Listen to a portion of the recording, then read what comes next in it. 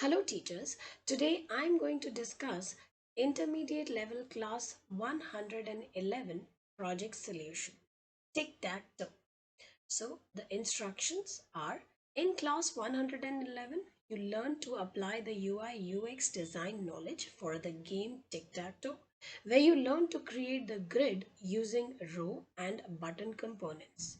The goal of the project is in this project you will have to practice and apply what you have learned in the class and create the design for the smiley version of the tic-tac-toe game. Now, always encourage your student to do read the storyline so that they have a better understanding as to what they are going to design. So the story is in this project, you have to create the game Tic-Tac-Toe where the theme of the game will be different. In place of X and O, you will be given two smiley images. So see, this is how your screen should look like. These are the two smileys that you have to go ahead and use instead of X and O. Now, students are requested to log into Thunkable and click on the respective link to start working on the project. So once they click on the link, this is how the project will open. They are supposed to click to remix to begin designing the project. Okay. Now, some of the tasks are always, like in our projects, it's given. So here also the screen and its properties have already been done. Now we are going to move ahead by adding the design further.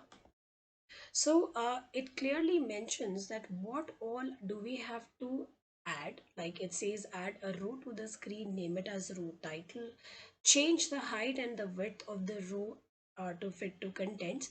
So each line is expressing, like it's explaining what you are going to do with the properties of each component. What are the components that you're going to use in this design. So it will tell you what will be the font size, what will be the color. See, there are color codes given. What will you write as a text in the label, and what are the rows and other labels are going to be renamed as. So everything has been mentioned right here. So let's go to the final design. So this is my screen one, how it is supposed to look. We have a row title that you can like you've read, add a new screen a row to the screen and name it as row title. So once you create the row title, make sure any changes to be done with the properties you do refer to the document and check. Then in the row title we are going to use a label and we will rename it as label title. Okay, so make sure you check the same here and check if what are the properties to be changed with here, like with the label. Then once the row title is done, then there is another label win message. Okay, again you'll have to check what will be the property that will go according to your document. Then there is a label turn. You will see what you have to yes, it's a label component which you have renamed as label turn. So you have label turn, add another label, rename it as label turn. See, it's saying that set its the visible properties of the label to false and type the text player once turn, and also there is a font color given. So make sure you check each and every statement that has been mentioned to design this project the way it is supposed to be. Further, we are going to add a row, name it as row choice. Okay.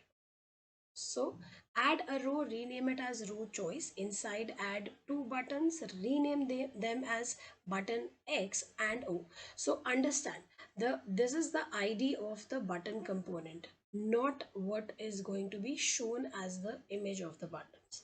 Okay, so here there is button X, then you have button O, you have an image that is of a question mark.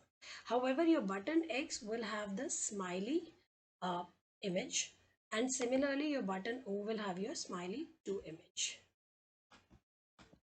Okay, so see, it's given here. Set the pictures of the image components as question png, that is, it is talking about this image component here, okay, which is going to be the question png. So a row choice is done. That's how you will complete the row choice. Okay, then we are going to add a column and rename it as column arrange. So let's look at, so here is our column arrange. Then inside each row of column arrange, there are add 3 buttons. So again, my column arrange is divided into row 1, row 2 and row 3. Let's see. So we have row 1, row 2 and row 3. Okay. Here inside, like how you are going to go ahead and rename your buttons will also be mentioned.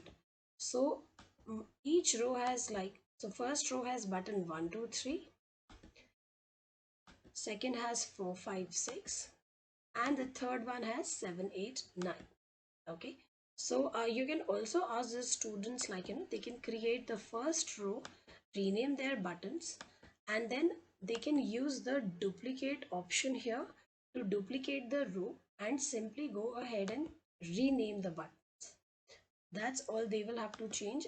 Yes, but the properties with the row 1 has to be correctly defined as mentioned in the document. Now it says remove the text in all the buttons and add the background color for of each button as this. So here is the color code, the hex code that has been shared with you. So make sure you copy the code from the document properly and accordingly choose the background color of each button. Then it says set the border of all the buttons as 2 and the border radius as 5 pixels. So let me, so like this is the button. Okay, this is the text color. Here we have, so when we talk about the radius of the button, it's right here. This is the radius, this is the width that you have to set for each button. Make sure you do define this property. Then for button 1, for button 1 2 4 5 7 8, set the margin right as 2 pixels. So make sure you make this change as well in the property. Okay, as mentioned, it's not for all the buttons, it's for 1 2 4 5 7 8. Okay, so that is very important. Once this is done, that the project's design is complete, and the student can click on the live test to check whether the design is looking as per the document, and they can copy this link, or they can click on the live share, generate a link, copy this link, and they can share it through the submission box, and the project is complete. That is all for this project. Thank you.